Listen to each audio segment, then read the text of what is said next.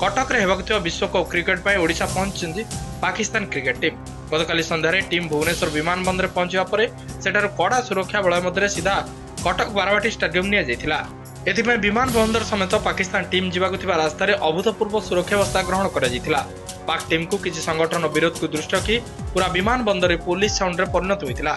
भुवनेश्वर विमानबंदर कटक पर्यंत संपूर्ण सुरक्षा व्यवस्था रे मोट 30 प्लाटून फोर्स नियोजित होइतिले। बारवाटी परिसर थिबा ओसिया क्लब रे एवं पाक टीम अवस्थान करछंती। सेबटे खेलाड़ी आगमन पूर्व रविवार बारवाटी स्टेडियम रे सुरक्षा व्यवस्था अनुध्यान करथिले पुलिस डीजी प्रकाश मिश्र।